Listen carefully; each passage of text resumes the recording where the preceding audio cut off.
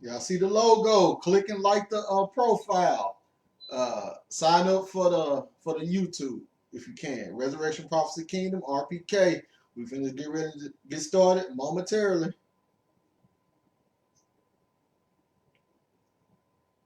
Y'all see the logo? Click and like the profile. Sorry about that. Sign up for the.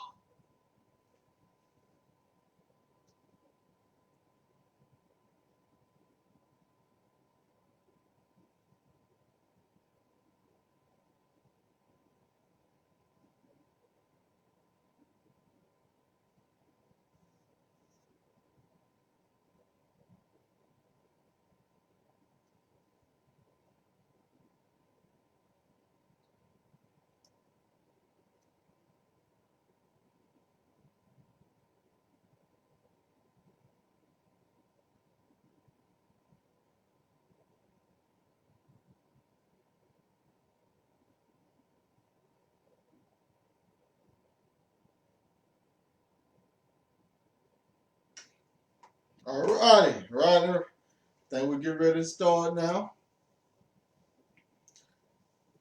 Welcome to Resurrection Prophecy Kingdom (RPK), which is our beginning university where we study and concentrate on these three topics: resurrection, prophecy, and kingdom. So everything that we bring out will be dealing within these three paradigms: resurrection, prophecy, and kingdom (RPK). Make sure you like the YouTube, hit the bell, click the bell, subscribe, and all of the good things that come with it, so you can get the updates as well as be part of the deeper understanding that we believe that people in today's time is missing. How you doing, Brother Tony? Brother Tony, how you doing? Queen, how you doing? If y'all could please tag Queensy also, because for some reason I can never tag her.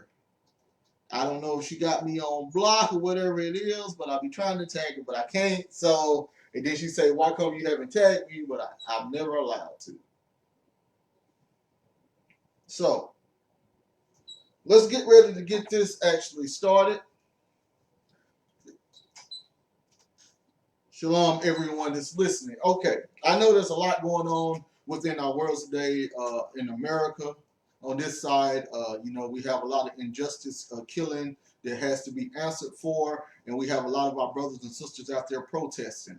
I'm not in a position or predicament in order to tell America how they should or should not respond. All I can do is give um, my personal opinion, and I would say that the way that we're doing it right now is not the way. It's not like the biblical way to do it. We got to trust in the higher power. Now, I believe in coming together, but in a society in a society that we live in like this, our society is built off of the backs of people. So going out and destroying black businesses, knowing that black businesses already have it hard anyway, to me is redundant and kind of ridiculous.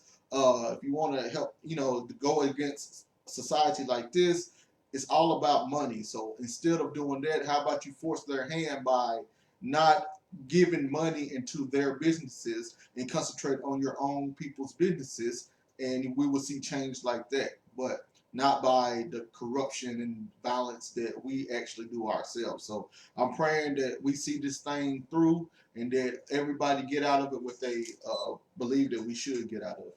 So all praise to the Most High through the Messiah.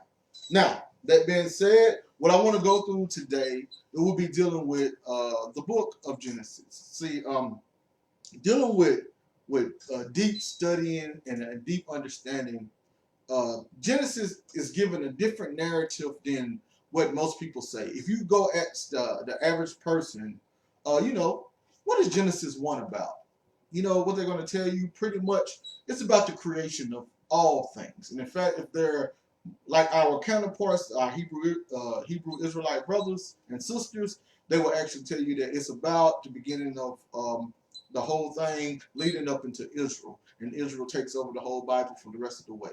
But I'm here to tell you that that's, if we looking at it from face value, that maybe could be true, but we believe scripture, right? And we believe the historical information that's left by those Israelites that lived thousands of years ago. Now, it's up to you to determine, and the spirit within you to discern what information is or is not correct, because these people also had biasness in them, and they did not, some of them were not influenced by the Holy Spirit, but more about oral tradition as well as personal vendetta. So, that being said, the Dead Sea Scroll did indeed help us out with a lot of the information. And me personally, I'm a person that believes in looking and reading all ancient Eastern information, since this thing called the Bible originated in the Eastern world over a millennium. So I have my Josephus, I have my Philos, I have my Dead Sea Scrolls, I have my apocalyptic literature, Enoch, Jubilees, and etc. I'm not really too far into Jasher, but I have a lot of the old ancient Hebraic literature, and I believe that if we use all of this literature together, we'll have a stronger foundation on what the ancients believed and what the ancients knew compared to what we believe and what we know here in the Western world thousands of years later, thousands of miles away, in a whole different culture with different customs, understandings, and beliefs. So what I'm trying to do is RPK, what we're trying to do is we're trying to get us closer to the Eastern mindset, to the Eastern thought, so we can actually understand how we are supposed to be reading the Bible, understanding the Bible, and pleasing the Father, and adhering to Christ's ordinances inside of his kingdom, which we are kings and priests inside of today, inside the new covenant. And if you don't believe we're in the new covenant, hopefully on this channel, you will be able to understand deeper how we are. So I have ran that over. So today we're going to be concentrating on Genesis 1. What's going on in Genesis 1? And I'm not actually going to go through all of Genesis 1. This is going to be several parts. I've been told that my lessons are too long, and usually people who's not really keen into looking and have a long attention span, they usually veer off or go to sleep or etc. So I'm gonna try to make this one not long, short. I'm just gonna break it up in parts. So this will be my part 1 of the mystery of Genesis 1. So let's get ready to start. A perfect place to start. I want to start in the apocalyptic literature that I just brought up first. The Book of Jubilees. Now, a lot of people might not like the Book of Jubilees, and it is some contradictory things inside of the Book of Jubilees compared to the Bible that we have. But you got to understand that these are Jews that lived in the 1st century, okay? So this would have been their understanding or their biasness from what they have learned from their oral traditions. Now, our codex that we have in the King James Version Bible dealing with the Old Testament, it would have been created after the Book of Jubilees, okay? So this would have been created by, some of the converts afterwards, like 800 or 900 years after the Book of Jubilees was written. So I'm not going to do or try to argue if the Book of Jubilees is or is not correct. You can take your own discernment, your own time to study Jubilees, as well as what happened with those in Masoretes that created the Masoretic text, and you can find out if I'm telling the truth or not on your own. Do your own due diligence with studying it. But shalom to everybody that's reading. What I want to start off in the Book of Jubilees, chapter 8, and I'm just going to read verses 12 through 19. I'm going to give us a backstory. And this is going to give us the backstory of what's happening in Genesis 1. A little bit. So now, Jubilees 8:12.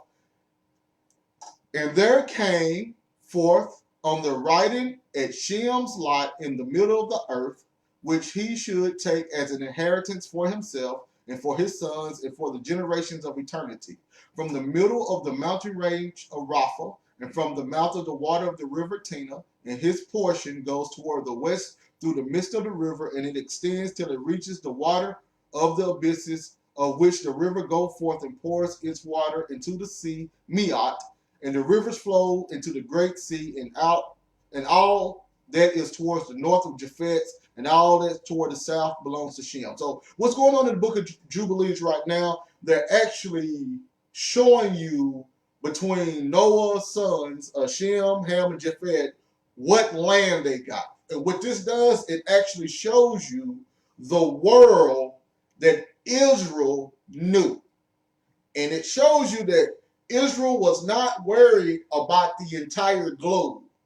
This land that got divided from Ham, Shem, and Japhet is only in the eastern world. It doesn't come over to the United States of America. And I'm going to show you the map when I'm done reading this to show you that their world that they was concentrating on was actually the world in the east. It has nothing to do with the Western Hemisphere and what we got going on over here. They never would have considered us part of their world. We was never part of their world. Their world was what was going on over there that they could see, touch, taste, smell, build in, and etc.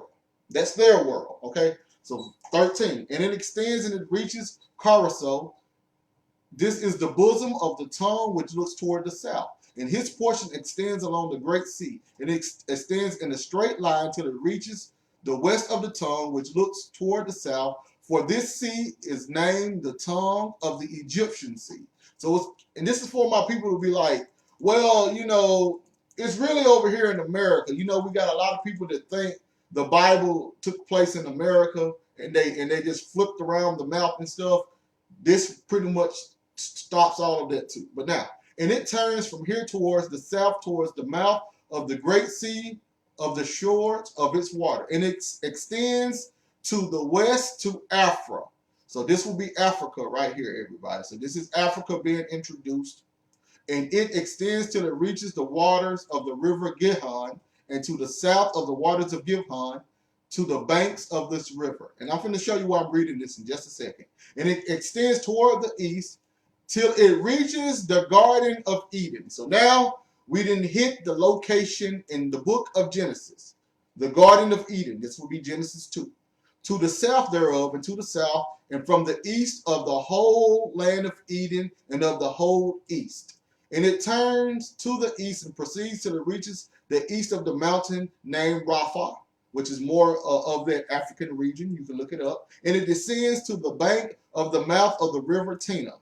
This portion came from forth by the lot for Shem and his sons, and they should possess it forever, and to his generations forevermore. So Shem's sons got the region that belonged to the Garden of Eden, around the Garden of Eden region. So this pretty much helps you when we start talking about the land of Canaan also. And Noah rejoiced that this portion came forth from Shem and for his sons. And he remembered all that he had spoken with his mouth in prophecy. For he said, blessed be Yahweh Almighty of Shem, and may Yahweh dwell in the dwelling of Shem. So this Jubilees replaced the God and Lord with Yahweh. So now, look at verse 19. This is what they thought 2,000 years ago. Look at verse 19. And he knew that the Garden of Eden is the Kadosh of Kodashim.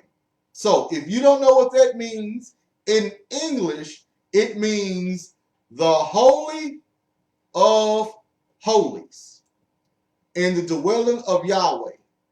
And the Mount Sinai, the center of the desert, and Mount Zion, the center of the navel of the earth, these three were created as Kadosh places facing each other. So now, and you can get your own, I have it right here with me, my own other rendition of Jubilees, and let it be known that the Garden of Eden was the Holy of Holies. And it actually tells you the dwelling of Yahweh. Yahweh was in the Holy of Holies. So this let it be known, right?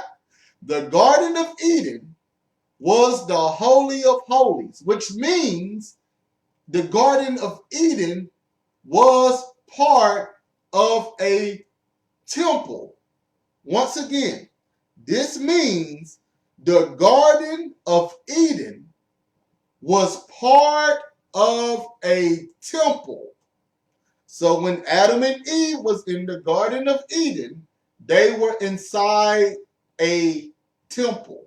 This is very important when we're going to understand what Genesis 1 and 2 is actually talking about. So now, we have a temple right here. So remember that. Put that in the back of your mind because you're going to need to know that in this series, the Garden of Eden was the Holy of Holies, according to the Jews that lived about 2,000 years ago. So now,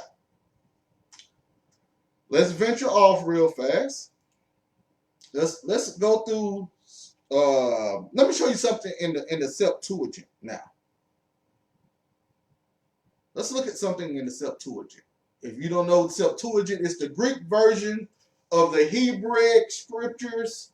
They predates the Masoretic text, what we have in our Bibles. So the Greek and the Aramaic redemption or whatever we want to call it, redactories or whatever, they would have more or closer knowledge to what the disciples and all of them would have knew compared to what came about 1,000 years later, which is the Masoretic text, which is what's in our King James Version Bible. And this is why sometimes when the disciples is quoting scripture and you go inside our Old Testament, you can't really find what they're saying, or you can't find around what they're saying, because we don't have that Torah that they had. We don't have those prophets that they had, but we have the older things like the Aramaic or the Greek Septuagint that can help us a little bit more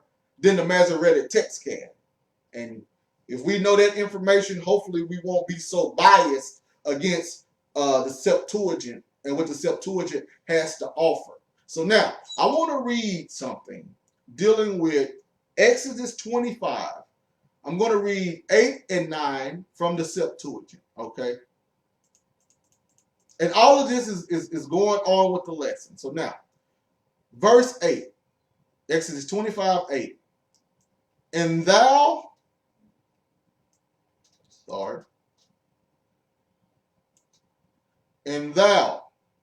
shalt make me a sanctuary.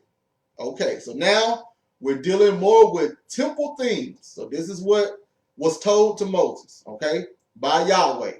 And thou shalt make me a sanctuary, and I will appear among you. And thou shalt make for me according to all things which I show thee in the mountain, even the pattern of the tabernacle and the pattern of all its furniture, so shalt thou make it. So now notice what he said. You're going to make for me patterns of what I show you. You remember? Moses went up into the mountain. So he told Moses, you're going to make something on earth from what you saw in heaven. And notice, he called it, show thee in the mountain, even the pattern of the tabernacle. Even means indeed. Even means indeed. So indeed, the pattern of the tabernacle and the pattern of the furniture. So now, if we know that Eden was the Holy of Holies, which was part of the temple, what do you think Moses went up to see, and when he came down, he replicated it? Moses went up and he saw a temple. He saw pretty much a tabernacle. Well, he came down and made the tabernacle like the temple he saw in the heavens. But now, notice it's called in the mountain. You're always going to understand, and we're going to see this through the series, that mountains and temples always correlated or always pretty much represented the same thing. The holy mountain, the holy temple. It's all the same thing. Sometimes the authors would use the word mountain. Other times they would use the word tabernacle or temple or sanctuary or Garden of Eden, which we're going to see later on also. I'm just giving you some foreshadow. But mountains, top of the mountains, it always represented a place where the Most High Yahweh was always residing, which was inside his temple. So now, hopefully we're understanding what's going on here. So now, when Moses come down, he actually makes the things that he saw inside of the heavenly temple on earth.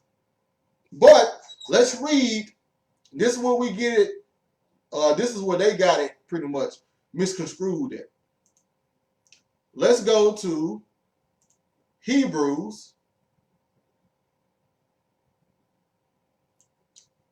And now we're gonna hit Genesis just in just a second. We just got to get the backstory first. Let's go to Hebrews 8, right? And I'm gonna start reading at 1. Now, of these things which we have spoken, this is the sum. We have such an high priest. Now, where do high priests function at?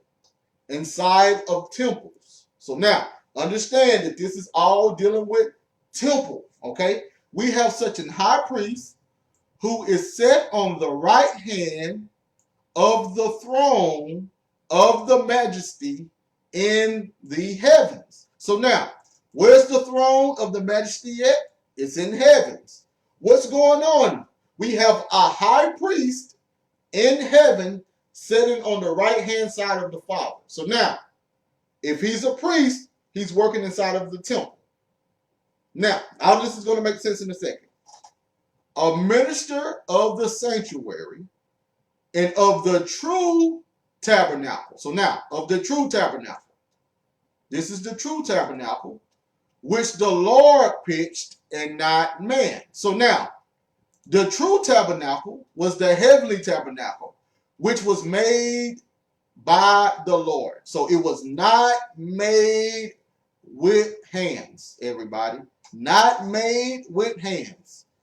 This comes up throughout the Bible. In Daniel 2, I saw a stone not made with hands. We have it right here. The true tabernacle, which the Lord pitched and not man, not made with hands. So now, for every high priest is ordained to offer gifts and sacrifices. So every high priest got to do that, no matter in heaven or on earth. Wherefore it is of necessity that this man have somewhat also to offer. For if he were on earth, so now we have earth introduced, right? So we have the heavenly temple. Let me try to highlight it. We have the heavenly temple, and now we have the earthly temple. So the author of Hebrews is contrasting them. The Christ is the high priest in the true temple, the heavenly temple. So now he's contrasting it to the high priest that's in the earthly temple. So we have heaven and earth right here being introduced, heaven and earth, but they're talking about temples. For if he were on earth, he should not be a priest, seeing that there are priests that offer gifts according to the law. Where was the law functioning at? On earth, okay? Who serveth unto the example and shadow of heavenly things. So now, what was the example and shadow of heavenly things? The temple on the earth. So everything inside of the temple on the earth was just a shadow, an example. So now, when Moses is inside of the tabernacle in heaven, right? He's inside of the temple in heaven. He's looking around. He's seeing all of the glorious things. He goes down to earth and he makes a replica. So now, if Moses sees one thing, he comes to earth and he makes it another way for people to understand what he saw. So you got to understand that what Moses was seeing, he did not come down and make the exact same thing. They were shadows, which meant they represented something else. So when Moses created the table of showbread, or when Moses created the menorah, or when they had the oil, or when they had the water basins, all of that stuff that Moses put down for the tabernacle, it all represented something else which he saw in heaven. So He might have saw something in heaven that dealt with one thing that had 6 branches coming out of it, which is what the menorah is, right? He might have saw something in heaven, but when he came down to earth, he made the menorah, and the menorah represented what he saw in heaven. And we're going to go through that later on in the series to show you that what the candles actually represented, what he saw in heaven, and what he saw in heaven definitely wasn't candles. It definitely wasn't candles at all. It was something else, and he made that representation to be candles because of what the characteristics of what candles do. And we know what candles do. It sheds light on whatever's in darkness. The candles shed light on it. So if he's in the heavenly realm, if he sees something that's bright and is shedding light on everything, he's going to come to earth and not create a light bulb or not create a power plant, because they didn't have none of that stuff. He created candlesticks because of the light. You know what I'm saying? So he's seeing one thing, and he's coming down to earth, and he's trying to make it make sense for the people around so they understand what's going on. So it's a shadow, it's a replica, it's not the exact same thing. Now, as Moses was admonished of God when he was about to make the tabernacle, for see, said he, that thou make all things according to the pattern showed to thee in the mount. So Moses was looking at the patterns, okay? He wasn't looking at an angelic being or something, some type of metal that's in heaven and concentrating on that. No, he was concentrating on the patterns of how everything deals. He was looking at the pattern, and with that pattern, he came down to earth and made something else. In other words, let me give you just a quick example, and then I'm gonna jump off of it because it's later on in the series. If Moses saw 7 spirits, right? If he saw 7 spirits inside the heavenly realm, the pattern would be 7. So what did he do? He comes down and he creates something that has the pattern of 7 in it, aka the menorah. But we're going to leave it like that. We're going to leave it like that, and we'll come with it later. But hopefully you're understanding that Moses is not looking at the objects and making things from the objects. He's looking at the pattern, and he's making things from the pattern.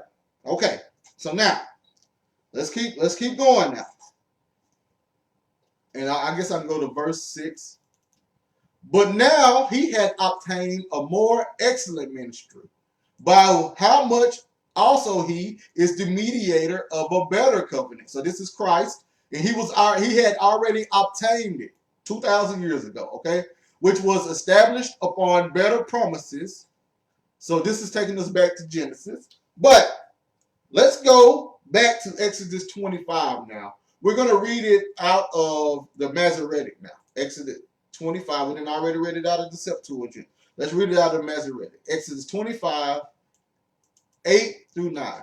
And let them make me a sanctuary, that I may dwell among them, according to all that I show thee, after the pattern of the tabernacle, and the pattern of all the instruments thereof, even so shall ye make it. So once again, he was just making what he saw after the pattern, not after the direct images, but after the pattern of the images. So now, once you go to Exodus, this is something that we overlook too. Notice that when Moses came down in the tabernacle, man, he had cherubims. He had the things that represented the lights and all that stuff inside of the tabernacle.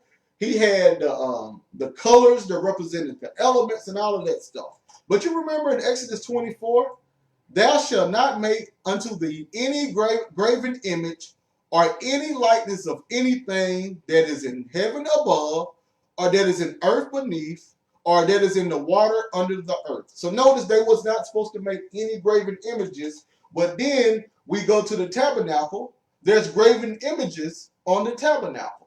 And if you read what happened to them in the wilderness, he made a graven image of a snake and he put it upon the stick, and then they had to look upon that snake. So, and then later on, I think it was King Josiah, he came in and destroyed the snake because Israel started worshiping the snake. But beside that point, is this a contradiction? No. We see the same thing that was spoken of, how the king should not multiply horses amongst themselves, neither should the kings multiply wives amongst themselves, but the Most High gave David plenty of wives. Solomon had plenty of wives. He did not get off until he started getting those from other nations being his wives. And they had plenty of kings that had plenty of wives. So are these contradictions? No. What this is it's called prevention, okay? It's called prevention. The Most High was all about prevention. So in order for a king not to be, what's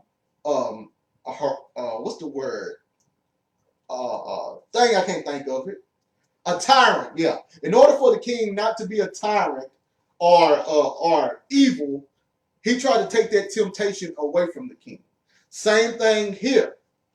Moses made plenty of images that here we see him not instructed to make images, but he knew the mindset that those in Israel had. So he's trying to prevent them from creating these different temples and these different tabernacles and then bringing in more adultery. So in other words, he said, this is my temple. You're going to worship me this way. I don't need y'all taking the information from my temple and creating your own gods and worshiping the same way you worship me, which it pretty much happened anyway. But he was trying to prevent that from happening. Just like he was trying to prevent the kings from being wicked. And just like when he came with the dietary law, he wasn't really worried about the fish or the pigs and all of that stuff. He was trying to prevent them from offering wicked things or unclean things on the altar because they could not offer unclean animals. They ate their offerings, okay? The priests as well as the people, they ate their offerings. And it was forbidden for them to offer anything unclean. So, to take out the middleman, he said, just don't eat anything unclean. So then he don't have to worry about them offering anything unclean. Everything was based off of the temple. It's not that he cared about them eating pork or shrimp or lobster or crabs. He wasn't worried about that. It was prevention from them being wicked. Okay, so now let's get into Genesis now. Okay. That's just the backstory. Okay, so that's just the backstory. So now Genesis 1:1, when my people think this is all about the physical creation of the earth and what the Most High was worried about was telling us how the earth came about, which is not the story at all in Genesis 1. So we're going to find out what Genesis 1 is talking about. So Genesis 1:1, in the beginning, God created the heaven and the earth. So now, let's make a note here. Heaven is H8064 and earth is H776. Y'all see that? Hebrew H8064, Hebrew 776. These are the words for heaven and earth. So in the beginning, God created heaven and earth. And people today, they want you to think about this plane that we live on as an earth and what's going on in the skies in heaven. But now, we're going to go through exactly what Genesis 1:1 is talking about. So let's go to Deuteronomy 32 and 1. This is, in fact, you can go to 30, hold on. Let's go to 31 and 30. And Moses spake in the ears of all the congregation of Israel the words of this song until they were ended. So now, who was Moses talking to? The congregation of Israel. And notice how he addressed the congregation of Israel. 32 and 1. Give ear, O ye heavens, and I will speak. And hear, O earth, the words of my mouth. So now let's look at this. Heavens, H064. Earth, H776. The same heaven and earth in Genesis. This is the same heaven and earth in Deuteronomy. So now listen to what he called the children of Israel. Heaven and earth. So now, what did he already tell them? I think it's in Deuteronomy 7. I might be wrong.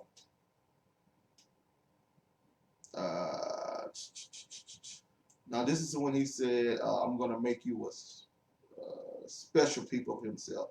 There are holy people unto the Lord our God. That's not what I'm looking for, though. Let me find it real fast, because that's definitely not what I'm looking for. But he did tell them they was going to be a special people, not because they was the greatest on earth, or but because they were the leaders. But hold on.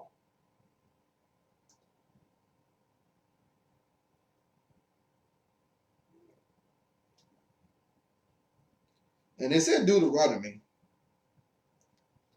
It's Deuteronomy. No, well, I know it's in Deuteronomy, but the one that pulled up was Exodus. So let's find it in Exodus 19, and then we're going to go right back. Exodus 19 and 6.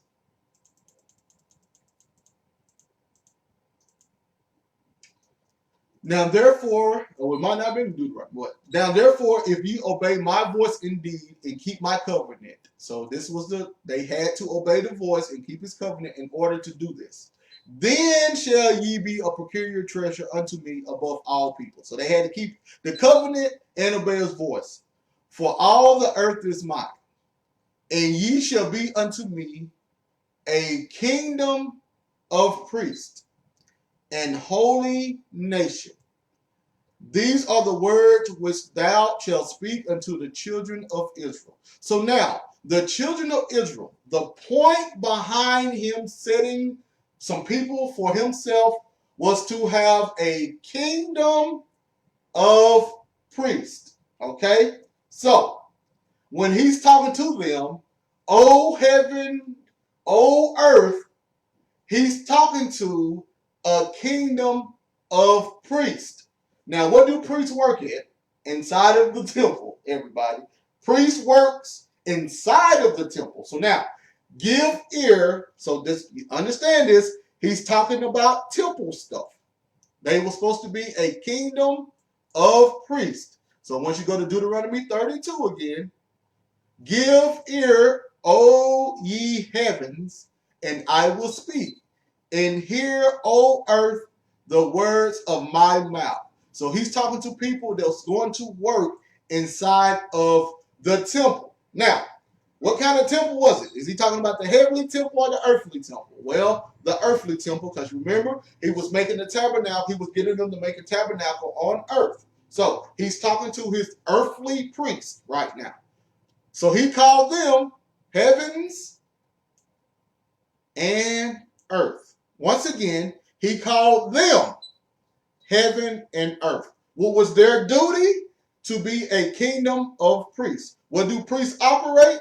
Inside of temples. In the beginning, God created heaven and earth. So now, we're going to get into it a little more. Let's go to Isaiah. Let's go to Isaiah 6. And I want you to look at the wordage right here. In the 6 and 1, in the year that King Uzziah died, I saw the Lord sitting upon a throne, high and lifted up, and his train filled the temple. So now, he was on a throne, and his train filled the temple. So where's the throne located? Where is the throne located? In the temple. Once again, he's sitting up on a throne. So mean he's a king, and his train filled the temple. Meaning he was a priest. He was a king and a priest. He was a king inside of a temple. He's a king and a priest. He won't be in the temple if he don't have some priestly stuff going on. So this will be Yahweh anyway. But I saw the Lord, and this is a foreshadow of the of what Christ came to do on earth to bring. Well, we're not going to do that right now. But anyway, the Lord sat up on the throne, high and lifted up, and his train filled the temple. So everybody, please understand that the throne is inside of the temple. So now, let's go to Isaiah 66 now. 66:1. Thus said the Lord, the heaven is my throne. So let's look at the word heaven right there. The same H064. Okay? The heaven is my throne and the earth. Let's look at the word earth right there. Same 776. Is my footstool. Where is the house that ye build unto me? What is he talking about? This is them building him a tabernacle. And where is the place of my rest? So now, where is his rest supposed to be at? He asked them, where is the house? Where is the place of my rest? So, the house is the resting place of the Most High, of Yahweh. So now, the house is the resting place. So notice what's going on here. We already read in Isaiah 6, right? That he was in the throne in the temple. Now we're reading that heaven is his throne. So that means what? Heaven is the temple. Once again, heaven is the temple. Heaven is his throne, right? He was on his throne in the temple.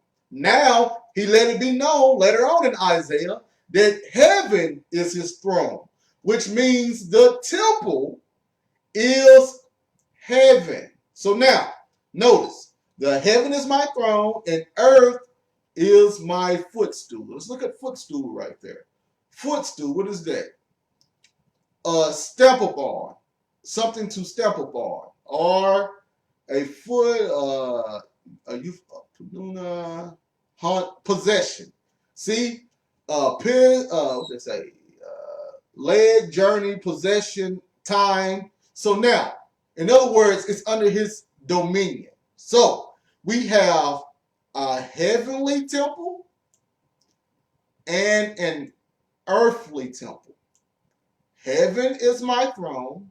That's the heavenly temple. And earth, that will be the earthly temple, is my footstool. Remember, he didn't dwell. He wasn't always in the earthly temple. He only came to the earthly temple, was it what, once a year? So he wasn't always in the earthly temple, but he was always in the heavenly temple. So heaven is my throne and earth is my footstool. So now he's asking them, where is the house that ye build unto me, to let it be known that that house he's talking about would have been on earth. It would not have been in heaven. It would have been on earth. So he's talking more about an earthly temple. So now, where is the house that you will build me, and where is the place of my rest? So temple was the place of his rest. A temple would have been his house or the place of his rest. So this is the meaning behind the Sabbath. Once again, this is the meaning behind the Sabbath rest. People think it's about not doing this or not cooking, none of that. No, that's not the meaning. Sabbath day was a shadow of what Moses was able to see inside the heavenly realm. Sabbath day was just a shadow, just a pattern of what was actually happening inside of heaven. And we actually know this because Christ let it be known when they asked him about the Sabbath day. He let it be known that his Father never rests. Remember? In fact, could we go there real fast? Let's see there. Let's see if I can find it real fast.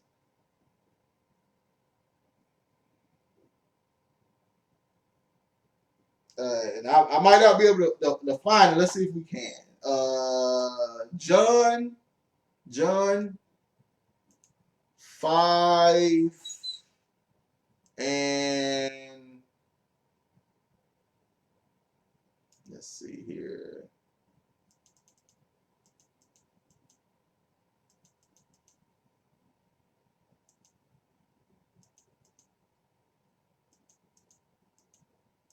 All right, right here, 16. And therefore did the Jews persecute Jesus. Remember, this is when he told the man to get up and take up his bed and walk, all that, right? And that his sins will be forgiven and all that. And therefore did the Jews persecute Jesus and sought to slay him because he had done these things on the Sabbath day, right? So they was taking it for carnality. But Jesus answered them, my Father worketh hereunto or hitherto, and I work. So now he's letting it be known that his Father always worked. So he worked. So that rest that they was actually looking for, it wasn't him. It wasn't that they had to actually sit back and not cook, because if you understand, there was offerings that had to be done on the Sabbath day. And some of these offerings was burnt offerings, which meant somebody had to create a fire in order for those burnt offerings to take place on the Sabbath day. So somebody was working for those offerings. Somebody had to. So it was never about them actually not working. The true rest was him getting inside of a temple in which he could actually do his duty in, instead of having to always be over mankind and always try to right the wrongs of mankind and make things happen, and etc., etc. So the Father was always working, because at this time sin was still ruling the earth. This is before, Christ's sacrifice happened and sin was able to be taken away.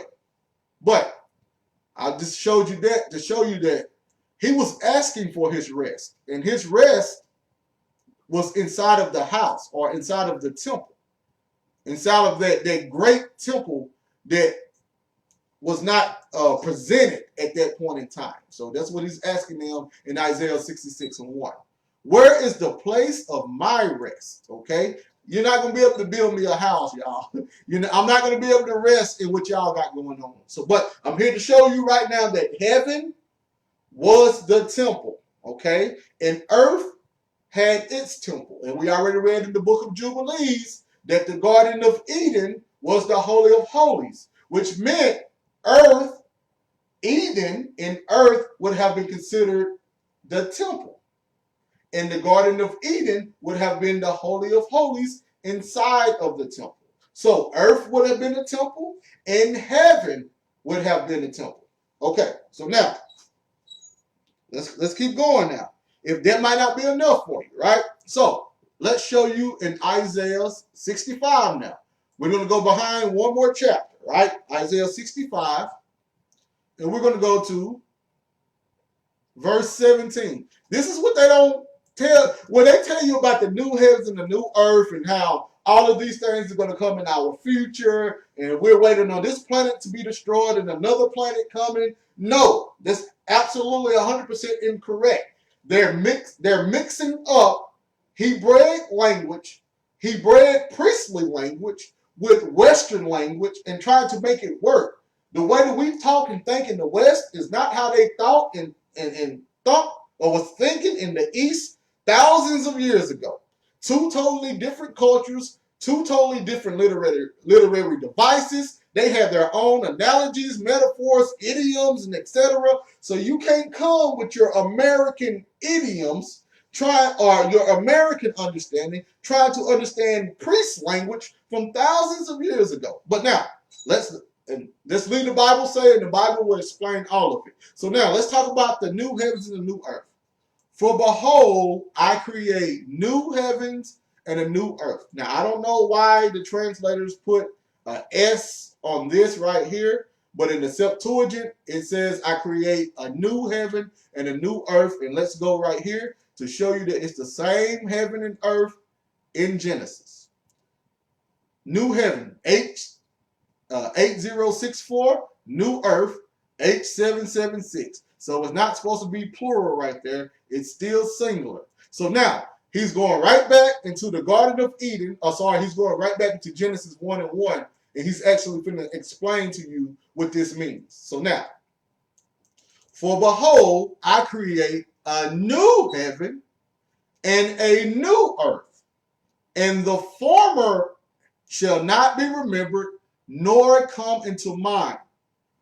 But be ye glad and rejoice forever, that which I create. So now, he's going to literally tell you what the new heaven and the new earth is. He literally tells you right here what the new heaven and the new earth is. For behold, I create Jerusalem, a rejoicing, and her people a joy. So now notice in Deuteronomy 32, he referred to the Israelites, the ones who were supposed to be a nation of priests, as heaven and earth. So now he said, I'm going to create a new Jerusalem and her people. So we have the same people. And who was in Jerusalem? This would have been the inhabitants of, these would have been the citizens that was the offspring of Israel right now. So now, these would be the Israelites. So he's pretty much addressing the same people. I create Jerusalem a rejoicing and her people a joy. So now, I'm not going to go over when the Gentiles come in and all that stuff right now. I'm not going to do that. But I create Jerusalem. So now, new heavens, new earth, I create Jerusalem. This is how literature works, y'all. I create new heavens and a new earth. I create Jerusalem. So now, Jerusalem will be the new heavens and the new earth, a rejoicing and her people a joy. And he goes on, and I will rejoice in Jerusalem and joy in my people. So these will be his people now. This is a new covenant promise. I will be their God, they should be my people. And the voice of weeping shall be no more heard in her, nor the voice of crying. Now, once we go to verse 20, there should be no more thence an infant of days, nor an old man that have not filled his days, for the child shall die 100 years old. So now, in the new heavens and the new earth, we still have death, okay? We still have physical death. But what's the difference between this death compared to the death that would happen in the Garden of Eden? This death is a man, an infant shall not die that had not filled his days. Adam's death was because of wrath. His death was because of transgression. His death was a curse.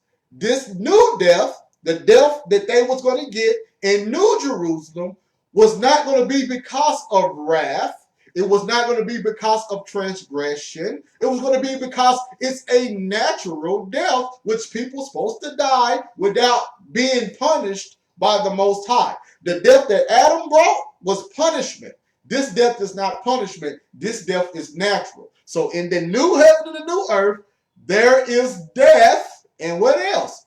For the child should die 100 years old, but the sinner, being 100-year-old, shall be accursed. So in this new heaven and earth, there's still sin, because you have sinners right there, but they will be accursed.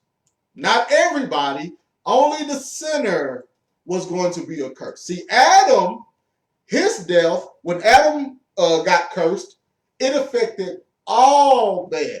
Even the righteous was affected by that death. In this new death, only the wicked is affected by deaths dealing with curses. So now, let's keep reading now. So, we have the new heavens and the new earth, which would have been New Jerusalem. So, where do we see this at? Where do we see this at? The book of Revelation actually explains it even more. Let's read Revelation 21, 1 through 4, so we can understand what this new heaven and the new earth actually represented. Now, Revelation 21 and 1. I saw a new heaven and a new earth. So this is the, remember in the beginning, God created heaven and earth. What was he talking about? So let's keep reading. I saw a new heaven and a new earth. For the first heaven and the first earth were passed away. So this is going to be something we're going to find out. What was considered the first heaven and the first earth? Because they was passed away right here now, right? And the Bible actually explains it. And we're going to explain shortly. And there were no more sea. Hold on now. Where did that come from? New heaven, new earth, no more sea.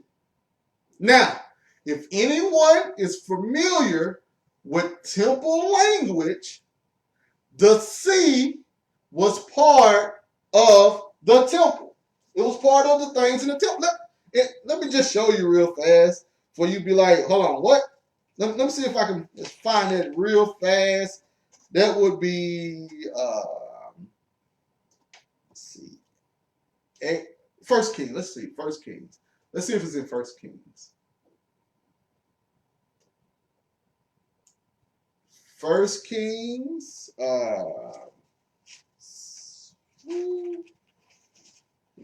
me see.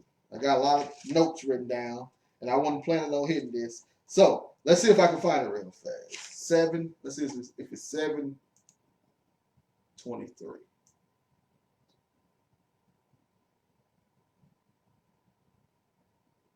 Yes, right here. It is. All right. So these are the things that was actually set up for the temple. So you go to 1 Kings 7:23 and read it. And he made a molten sea, 10 cubits from the one brim to the other. It was round about, and his height was 5 cubits, and a line of 30 cubits did compass it round about. So we have it right there. And then if you go up, let's see if we can find it, just in case, if you want to know what's going on in detail. And King Solomon sent and fetched Hiram out of Tyre, and he was the widowed son of the tribe of Naphtali, and his father was a man of Tyre, a worker of brass, and he was filled with wisdom and understanding and cunning to work all works in brass. And he came to King Solomon and wrought all his work. So King Solomon was making the temple, right? So we see that the molten sea was part of that. And if you know about the sea, that's where the priests was out there washing their hands and their feet to purify themselves before they entered into the temple. So we have the sea right here. And there were no more sea.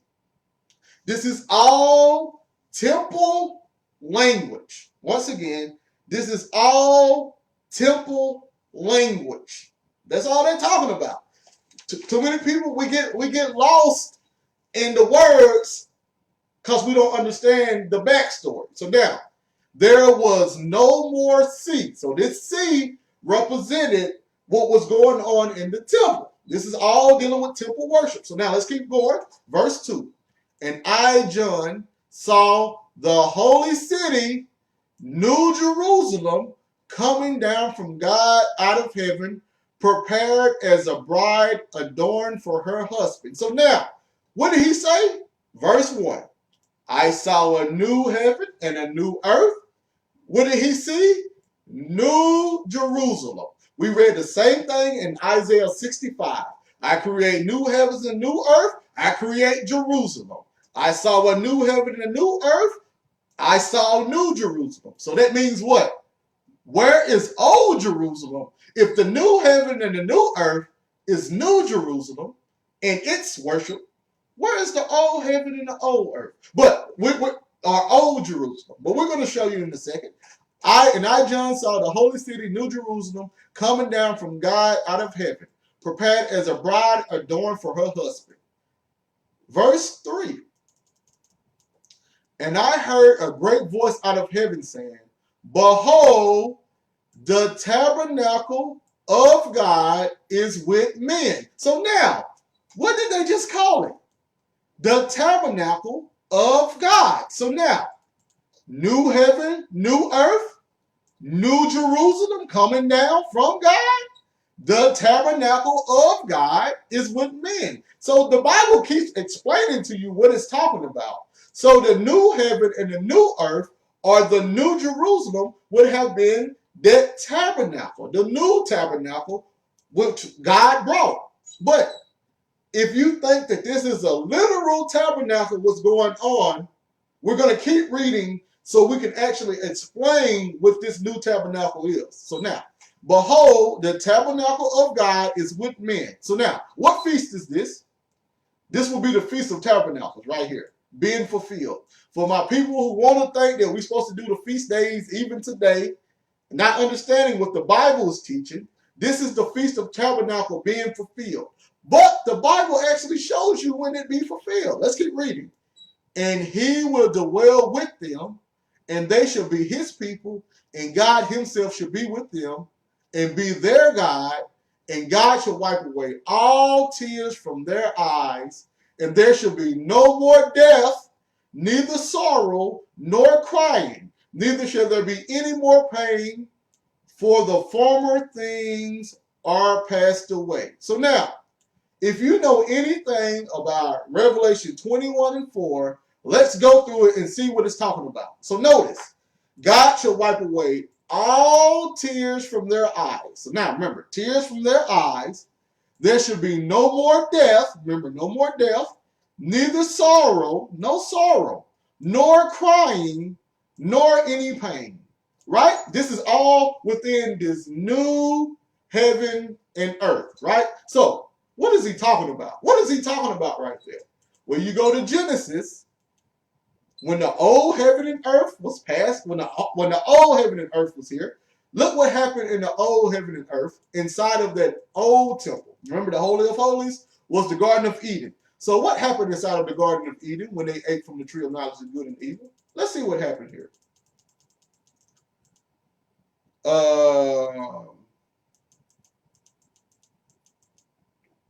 There was curse right here, right? So we got the curse of the snake. But now look what he told the woman. And the woman, I will greatly multiply thy sorrow. So you got sorrow right there because of the curse that happened inside of the Holy of Holies. Sorrow. That should bring in let's see. In sorrow, we got sorrow again. That should bring forth children. Because thou hast hearkened unto their wife, and eaten of the tree. Let's see here. What was next? Pain. You got the thorns and thistles right there. Should bring forth thee, which pretty much represents the pain. Thorns and thistles, right? The sweat of thy face, thou shalt eat bread till thou shalt return to the ground, and thou was taken. So what was it? It was pain, it was tears, it was sorrow, and death, right? So you got the thorns and the thistles, which represented the pain. You got the sorrow right there, dealing with the woman. I'm pretty sure the tears would come with the sorrow. And the death, though. The death came from Genesis 2. Let's see here. Hopefully y'all make this connection. I don't know if it's making sense. It makes sense to me. I hope it makes sense to you all. But let's see here. What did he tell them right here? Right here. Genesis 2 and 7. But of the tree of the knowledge of good and evil, thou shalt not eat of it. For in the day that thou eatest thereof it, thou shalt surely die. So now, you got death, you got sorrow, you got pain, you got the tears. What else happened? Genesis 3 and 23. Therefore the Lord God sent him forth from the Garden of Eden. So now you have man being separated from the Most High. Man being separated from the presence of the Most High. So now, in Revelation 21, he's taken everything that happened in the Garden of Eden, in that first temple, and he's doing away with it. And he said right here, the former things are passed away. Everything that happened in that old life, in that old temple service, everything that Adam brought, everything that needed to occur with Noah, everything that had to happen with David, everything that happened with the children of Israel, all of that stuff is passed away now. All of that is old. Look what else he says. Behold, I make all things new. So now, if he's making all things new, you're not supposed to be going back into the old stuff trying to pull from it. He made all things new. So this would include all of your laws. This would include the feast days. This would include all this stuff. He made all things new. But,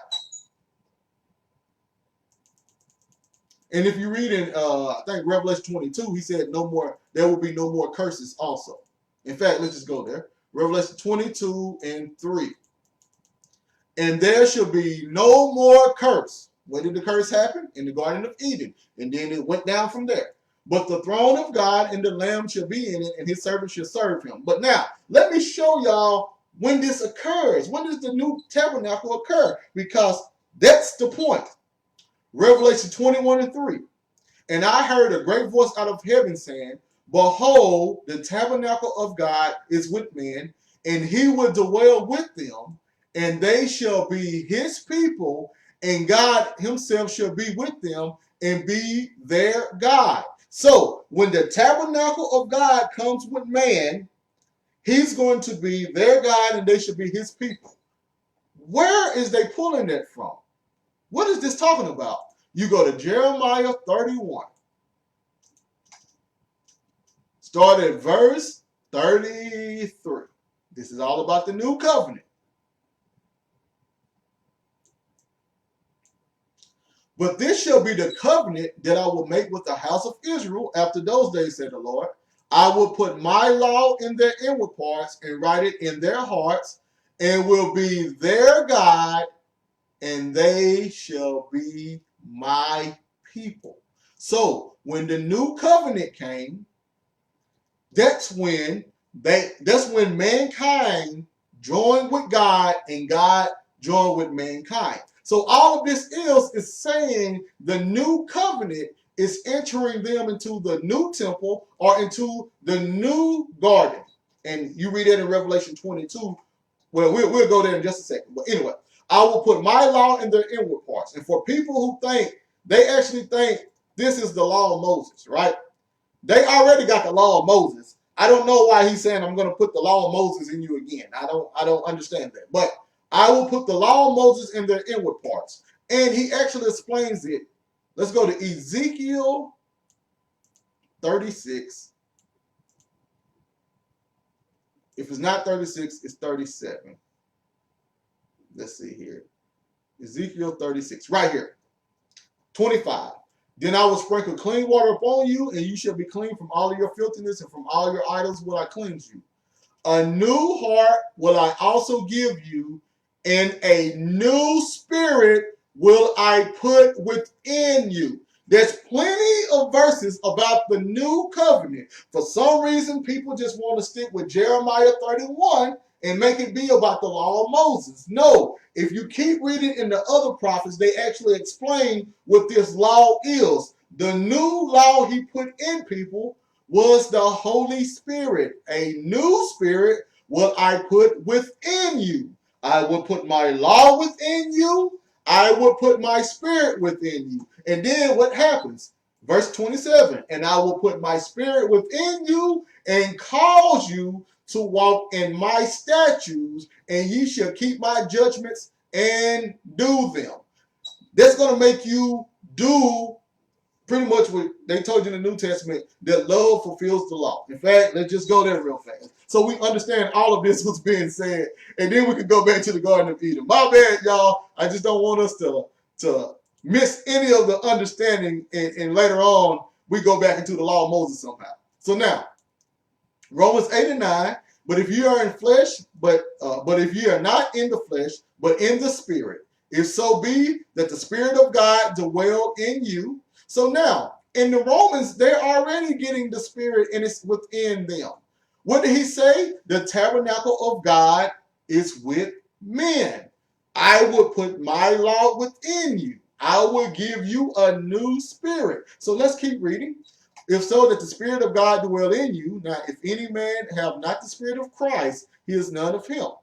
And let's go to, what's it?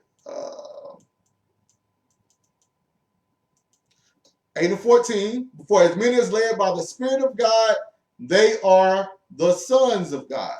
Right? So we have it right there to actually let it be known what the Spirit is, but that's not what I'm looking for. It might be Romans 6. But actually, that Spirit that was prophesied that go inside of them, they got it first century. That's the Holy Spirit right there.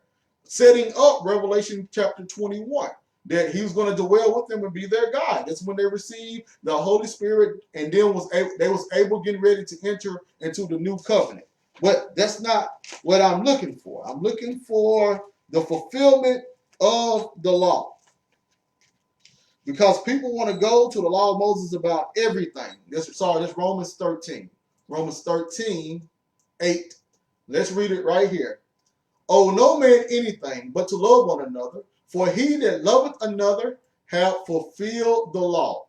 For this thou shalt not commit adultery, thou shalt not kill, thou shalt not steal, thou shalt not bear false witnesses, thou shalt not covet, and if there be any other commandment, it is briefly comprehended in this saying, namely, thou shalt love thy neighbor as thyself. Love working no ill to his neighbor. Therefore, love is the fulfilling of the law. So in other words, when he gave them the Holy Spirit, they was going to be able to love everyone. That's all it's talking about. So once you go back to Revelation 21, and that love is a love that deals with patience and peace and all that stuff. You know, not just running around hugging, kissing people. But Revelation 21 and 3 now. So let's make this go good.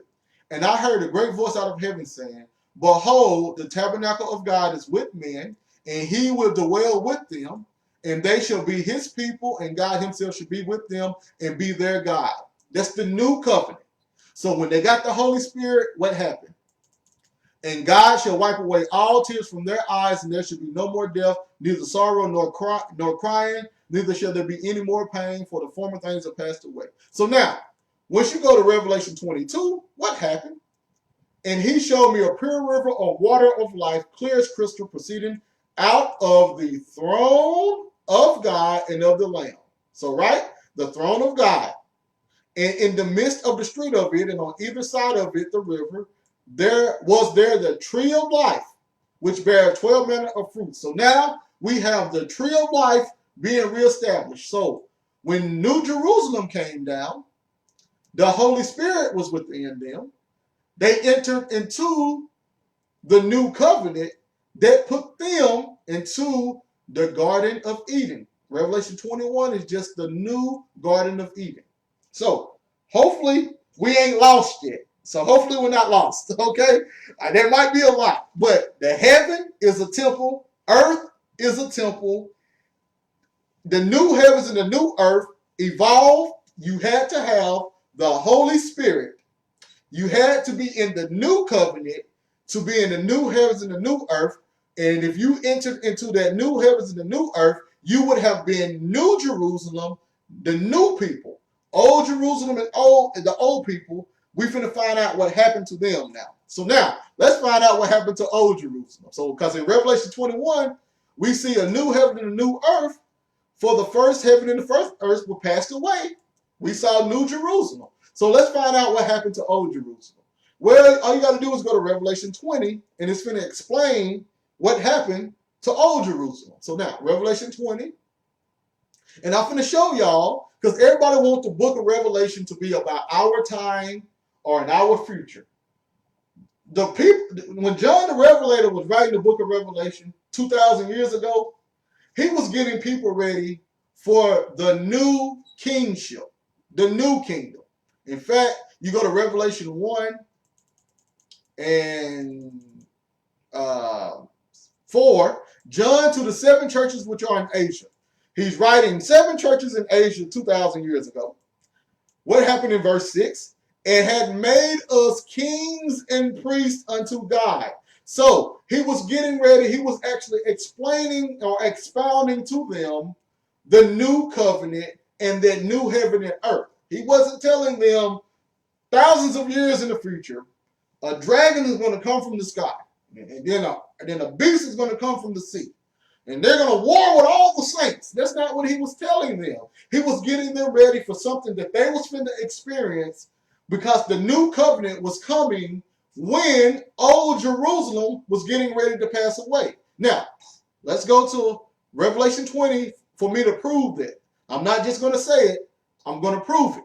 So now, Revelation 20 and 8. So remember, Revelation 21, New Jerusalem came down. So we're going to find out when old Jerusalem left. New heavens and earth came down. So we're going to find out what happened to the old heavens and earth. So we got it right here. Revelation 20 and 8. And he shall go out and, let's start at 7. And when the 1,000 years are expired, Satan shall be loosed out of his prison, and shall go out to deceive the nations which are in the 4 quarters of the earth, Gog and Magog, to gather them together to battle, the number of whom is the sand of the sea. Now, y'all, who is that? Who is the sand of the sea? Israel. Okay, that's Israel. Now, let's keep reading. Verse 9. And they went up on the breadth of the earth, so we got the earth right there, and compassed the camp of the saints about. So what's happening? The armies is encompassing the saints and the beloved city. So now, what is the beloved city? Jerusalem. The beloved city in the Bible was Jerusalem. Revelation 21 is New Jerusalem. So this beloved city in Revelation 20 is Old Jerusalem. And let's keep reading. And fire came down from God out of heaven and devoured them. So this is during a war, right? Verse 10. And the devil that deceived them was cast into the lake of fire and brimstone, where the beast and the false prophets are, and shall be tormented day and night forever and ever. So now, let's keep reading and see what happened. And I saw a great white throne, and him that sat on it. This is Judgment Day. From whose face the earth and the heaven fled away, and there was no place found for them. No place found for who? The heaven and earth. So this is the passing, Revelation 20 and 11. This is the passing of the old heaven and earth. The old heaven and earth that passed away was what? The beloved city. Old Jerusalem was the old heaven and earth. Revelation 21, New Jerusalem is the new heaven and earth. So now, let's go back to Revelation 20, just in case we didn't catch it. Just in case we didn't catch it, let's go back to Revelation 20 again. And then we're going to find out exactly when this was supposed to happen, because Christ told us when this was going to happen. So Revelation 20 and 8 again. And shall go out to deceive the nations which are in the 4 quarters of the earth, Gog and Magog, to gather them together to battle, the number of whom is the sand of the sea, Israel. And they went up on the breadth of them, and compassed the camp of the saints about in the beloved city. So according to Revelation 20, when Jerusalem was being destroyed, that's when the great white throne judgment occurred.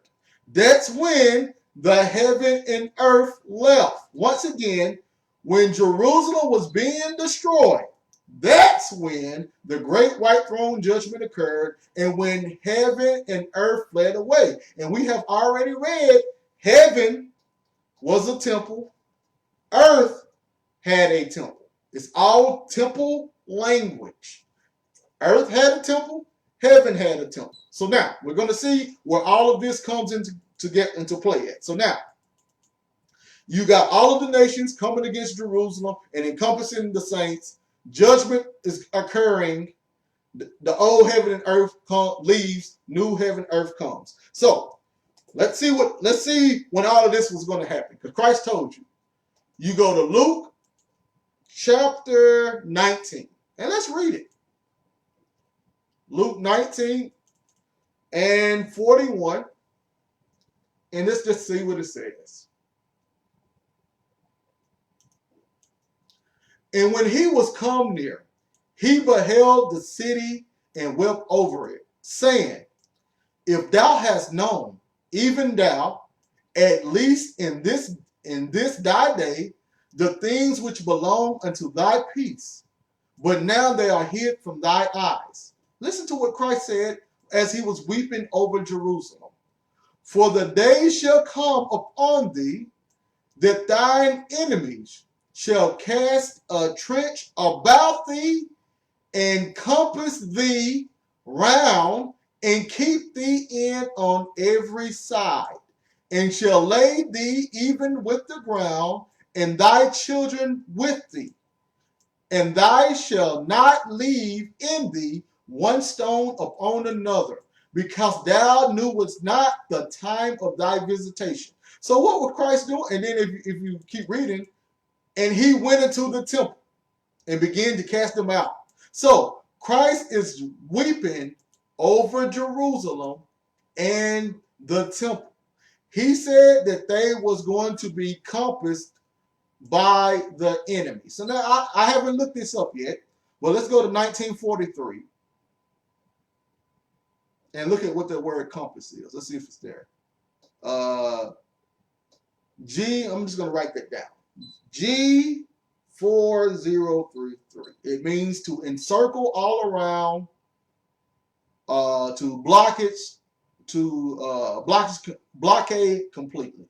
So let's go back to Revelation. I haven't even looked this up. I don't know if it's the same word or not. Revelation 20, and what verse was that? Revelation 20 and 8. No. Okay, so this one is G29, and let's see what it means. G29, it means to encircle, that is to surround, to compass about. So now, this one means to encircle and to surround. And the one in Luke 19 and 41 or 42. So the one in Revelation is meant to encircle. 19 and 42. This one means to encircle. So I guess these are two Greek words. In fact, look right there. It says right there from G012 and G2944. So this is the same root of the one that's used in Revelation, because they mean the same thing. They just said it different ways. Or I guess use a different word, and we have the same thing today. Well, two words mean the same thing. But to encircle all around. And the one in Revelation meant to encircle all around. But let's keep going. If that's not good for you, remember, we're talking about temple stuff, right? This is all temple. So Christ was looking at the temple and the city, crying over it. Luke 21. It tells you right here, Jesus foretells the destruction of the temple. 21 and 5. And as some of them spake of the temple, how it was adorned with goodly stones and gifts, he said, as for these things which ye beheld, the days will come in which there shall not be left one stone upon another that shall not be thrown down. So is that what he just said in Luke 19? Luke 19 and 45, was it? 44. And there shall lay thee even with the ground, and thy children with thee, and there shall not leave in thee one stone upon another. So he's giving the same prophecy about the temple. There shall not be left here one stone upon another. So he's talking about the destruction of the city and then the temple twice. So now, keep reading down, and it actually tells you what happened.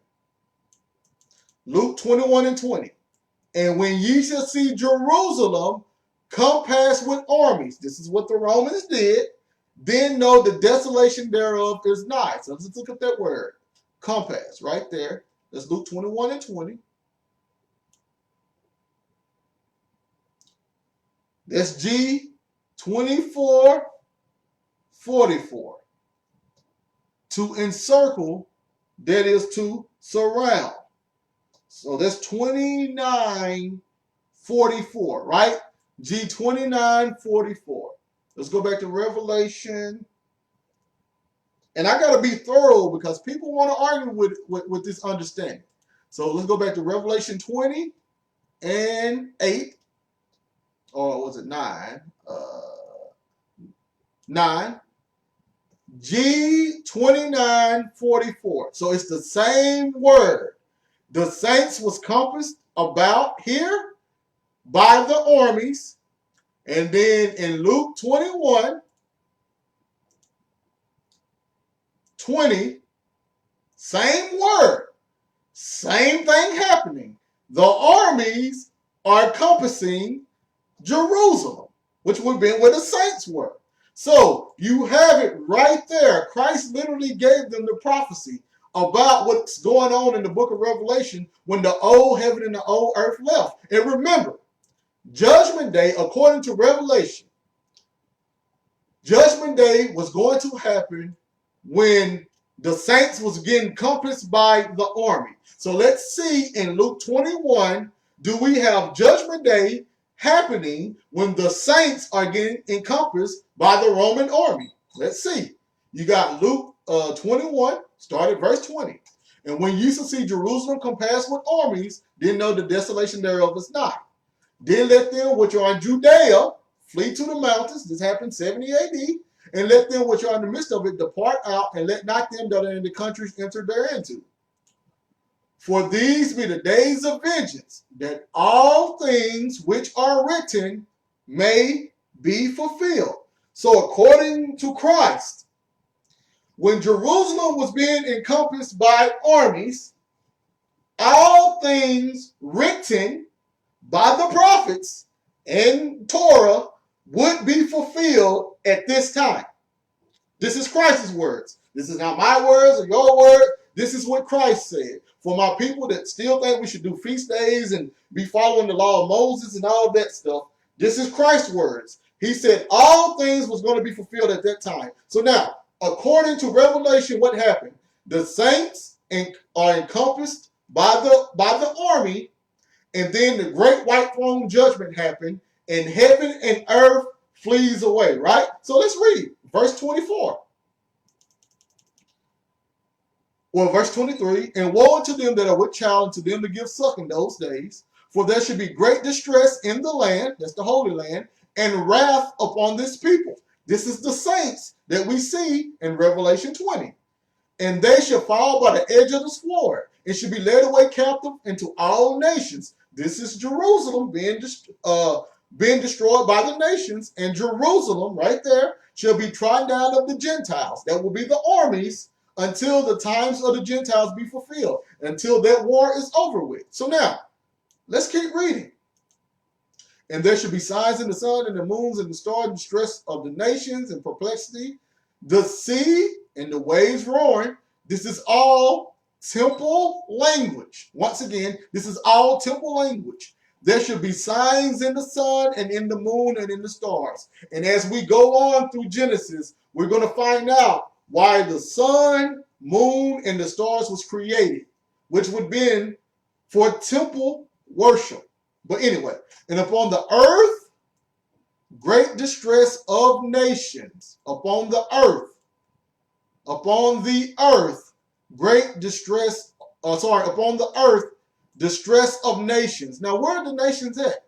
They are inside of Jerusalem.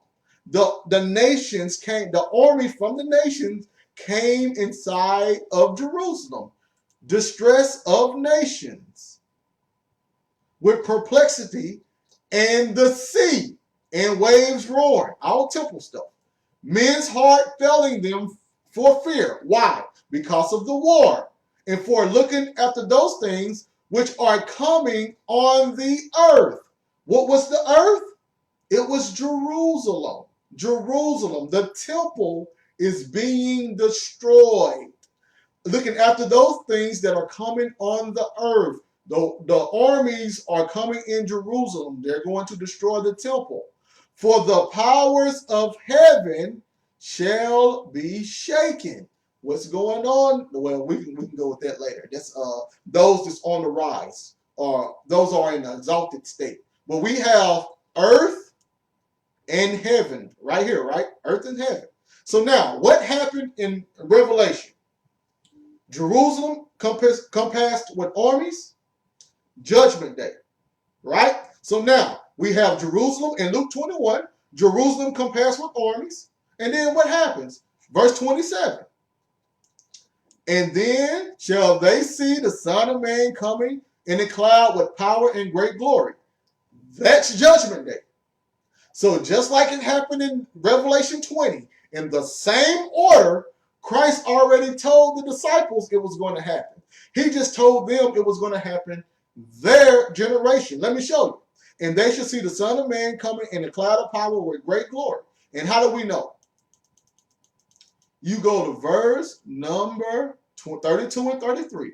Verily I say unto you, he's talking to the disciples, this generation shall not pass away till all be fulfilled. So he already told them that all was going to be fulfilled when the armies encompassed Jerusalem. It's what Rome did. So now he's telling them again, their generation, this generation, not the generation of whoever's reading at the time.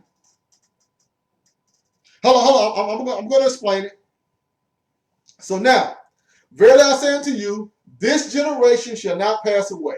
So he's looking at people in front of him, telling them that their generation was going to see all of this being fulfilled, including his second coming. And for my people, this second coming is not him literally coming out of the sky. Nobody would have thought that back then.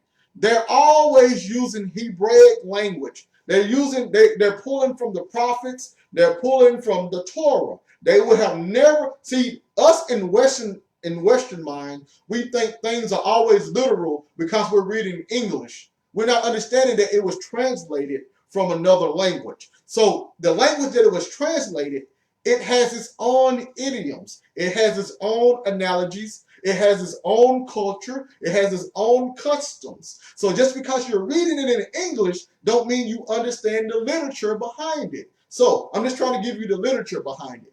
They're not talking about Christ literally coming on a cloud. They're talking about judgment happening. This judgment is from Christ. So that represents Christ. So when Christ's words come about, it's like him physically being there without having to be there. It's his presence. If I tell you I'm going to the store Friday, and then Saturday comes, even though you didn't see me go to the store, even though you don't physically see me go to the store, you know, just because Saturday came, I probably went to the store Friday. So you won't know if I actually went to the store Friday unless I have some proof that I went to the store. So you come over, you see snacks and everything, you feel my car engine, you feel like it's not hot. Okay, you must have went to the store Friday like you said, because I have all of the signs here that it happened. So even though I didn't see you go to the store, I can look around and tell it happened and you actually went to the store. The same thing is pretty much there. Even though Christ didn't physically come, his words came about and it represents him coming. So for my people, Christ is coming in our future. And I know that's not what the Bible was teaching. It never taught that. But anyway, verse 33, 32, verily I say unto you, this generation shall not pass till all these be fulfilled. Now look what he says, 33.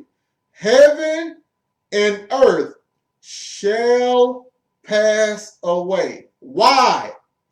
Because new heaven and earth had to come. But heaven and earth shall pass away, but my word shall not pass away. What is Christ telling everybody in Luke 21 is going to pass away? What is Christ saying going to pass away?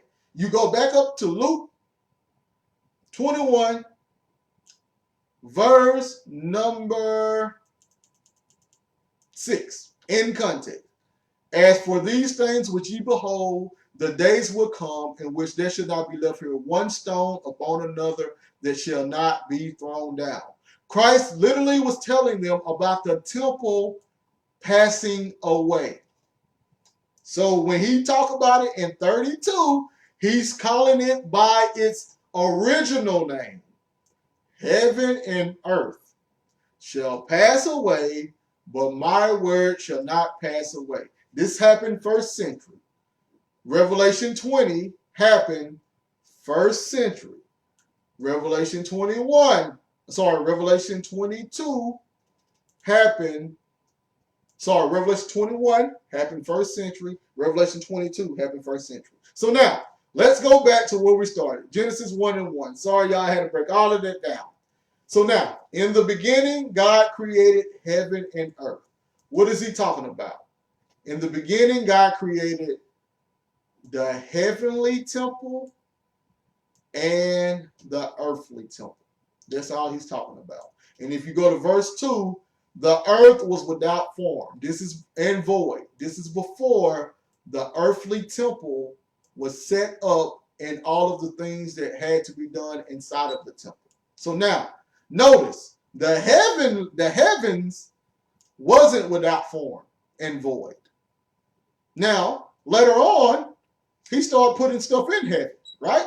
Later on, we see the moon, the stars, and all of that stuff. So how could it not be void and without form when it didn't get formed until later on in Genesis? Well, we're going to discuss that later on as the series continues. But right now, in the beginning, God created the heaven and the earth.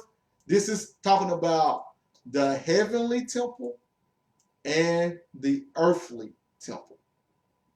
So now, we done got to it.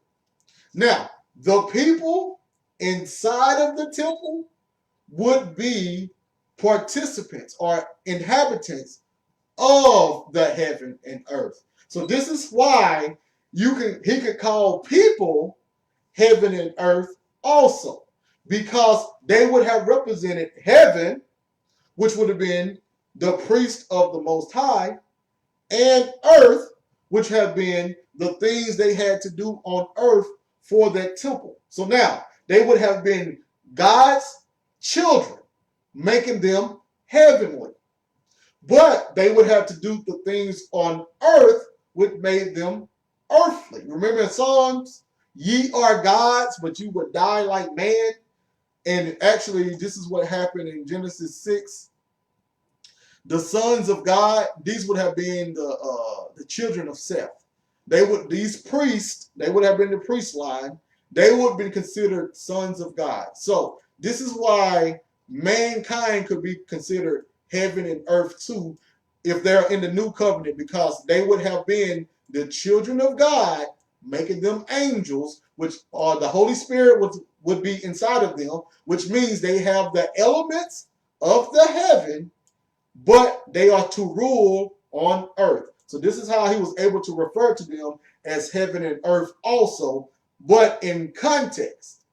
The heaven and earth in Genesis 1 is dealing with the temples. So the Father is not, this is not really the Father, this is Moses talking to Israel, trying to help Israel understand what's going on and what's leading up to them having to do the temple on earth and to represent the Father on earth. Remember, once we get to the end of Moses, he's pretty much telling them how they're going to be wicked. But before that time, he's like, you guys are a peculiar people if you stay holy.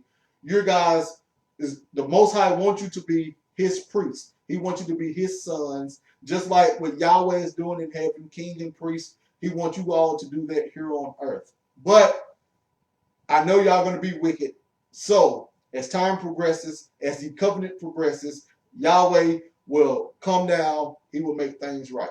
But that's pretty much it. I hope y'all understood what's going on here. Trust me, it's going to get better.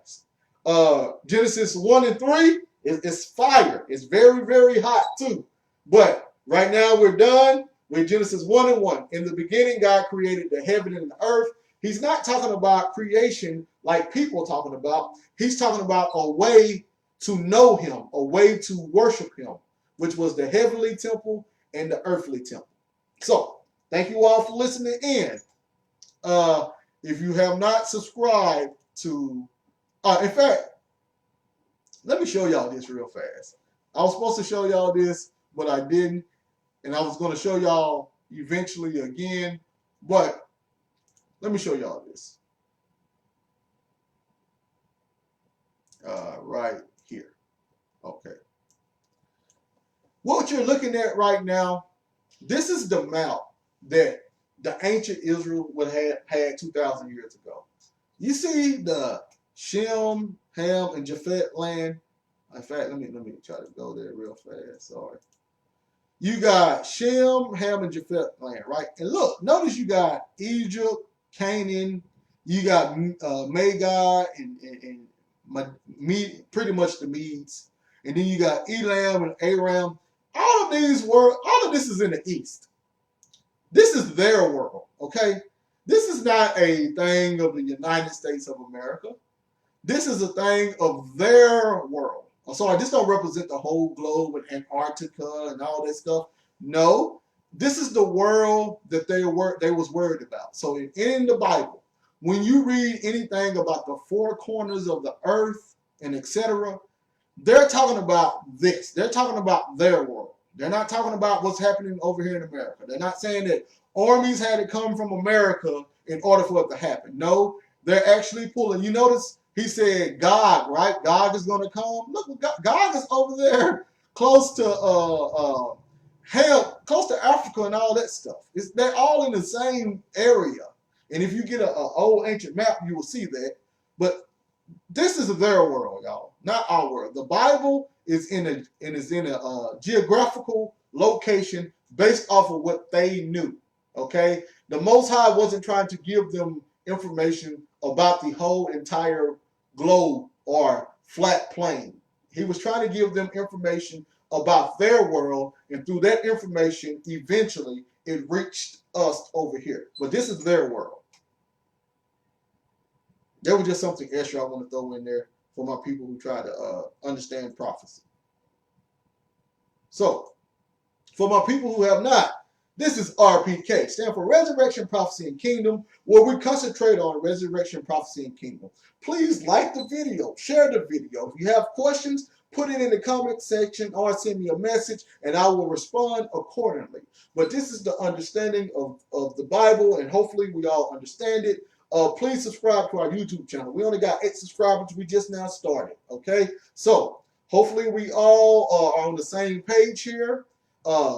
I'm not going to lie to you guys. I'm not going to be here. I'm not going to try to give you a false narrative to make you feel better. I'm going to tell you what the Bible teaches, okay? If you don't like any of the stuff that I say, just try to prove it wrong. Go into the information. I'm providing all the information. Go into it yourself. But for our people out here telling us that we got to do the law of Moses and Christ is coming in our future and all that stuff, the Bible just doesn't teach it. In context, the Bible doesn't teach it. The Bible, if you want to know what part of the Bible we are in Revelation chapter 22. After the new covenant came, after Old Jerusalem left. Old Jerusalem is not there no more. In fact, my bad. Thanks for the discussion, because I just remembered something. The last thing I got to show you, then I swear I'm gone. Let's show you what Christ told the lady. You go to John 4, right?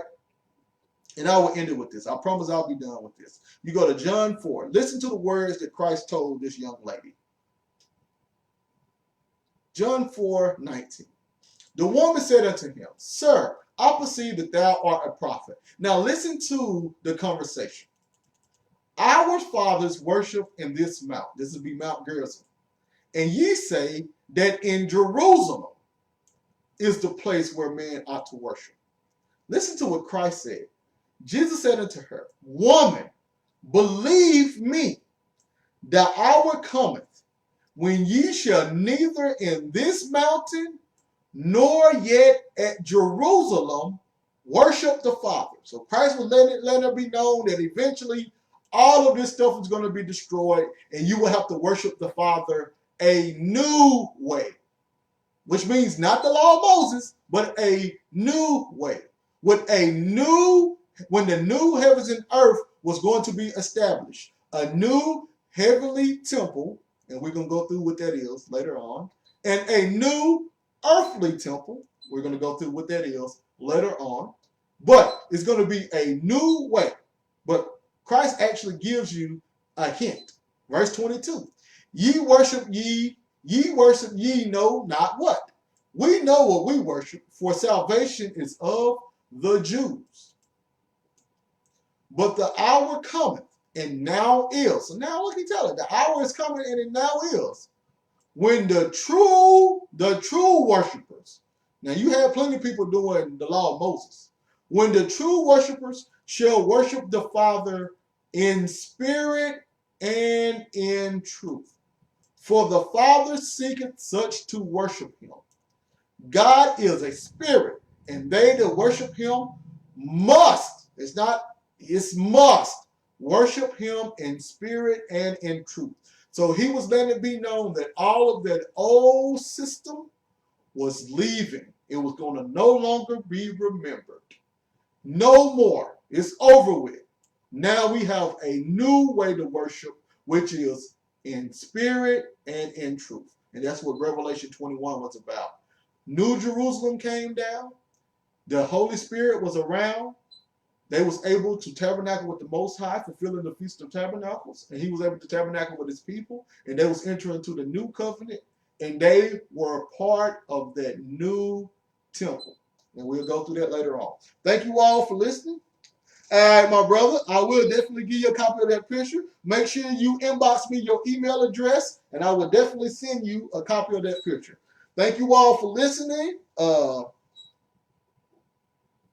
Hey, just inbox me your information, and I will send it to you in your email. But I will tell all, please, like the book of Jubilees. I guess I can bring my face around. If I look crazy, y'all forgive me, okay? If I look crazy, forgive me. But I got this right here, y'all, off of Amazon. It's the book of Enoch, Jubilees, and Jasher. Now, I don't really listen to Jasher at all because it's in, the information just doesn't add up when it was found. You know, it's found, what, 1700s? I really don't dig that. I need something 2,000 years before, like the book of Enoch and Jubilees. But you get a book of Enoch and Jubilees, and you will find out some of this ancient information. Now, let me show you what else I look at, okay? I'm not done, okay? I got all this stuff. The book of Josephus, first century Jew. Now, I know they painted a white man on this. We know the Jews were black, but that's just what they do. You know, it's called whitewashing. We got to deal with it. But the book of Josephus, first century Jew, he lived about 2,000 years ago. He had the older Torah. He had the oral tradition. He would have known a little bit more, or a lot more than we know. And this would predate the Masoretic text found inside of the Bible that we have. So, he lived first century, okay? And then I go through all of this, y'all, before preparing the lesson. So, I also got the book of Philo, right? He was a first century Jew that lived in Alexandria, Egypt, in Africa. A lot of people would call him pretty much Hellenized because he spoke the Grecian language, but he had a great understanding of Torah. And if you read his first 3 pages, he actually explains the meaning behind creation and allegorical interpretations, which let it be known that even they understood that most of the things found in Genesis were allegories for something else. So we got that, and then I have my Eastern, sorry about that, my Eastern Orthodox Bible. Once again, got Christ on it white. You know, we got the whitewashing. But besides that, this would have been some of the older information that those in the first century, as well as the church fathers, would have had before we got these codexes that came 1,000 years later. So we got the Orthodox Study Bible. What I like about it is it has the Septuagint inside of it. So this is how it looks. It has the Septuagint inside of it. It got the Apocrypha inside of it, and it also has the New King James Version Bible, the New King James Version New Testament inside of it, because we know New King James Version it actually helped ramify or correct some of the misinformation or mistranslation in the Old King James Version. Like, for instance, the word world is supposed to be the word ages. And when we read the regular King James Version Bible, people think that the world was going to end because they see the word world. But the Greek word there is aeon, which means age. Well, stuff like that, the New King James Version Bible actually corrects it for you, so you don't have to stumble over their information, and you won't be out there teaching or believing that they thought this whole world was going to end. But now we see anyway, when he said heaven and earth are going to pass away, he was actually talking about temples and all of the temple services that came with it. He was talking about temples, not literal heaven and earth. So, thank you all for listening in. I'm going to get ready to go. Once again, this is my YouTube channel, our YouTube channel. Please join, subscribe. Thank you all for listening. I love you all. And we will finish we will have part 2 where we go over Genesis 1 and 2 and Genesis 1 and 3 next week. Until then, thank you all for listening and have a great night. And Daoud, he's got all of the prices for you all. I got all my stuff off of Amazon. So, thank you all for listening. Y'all have a great night, and let's continue with this study.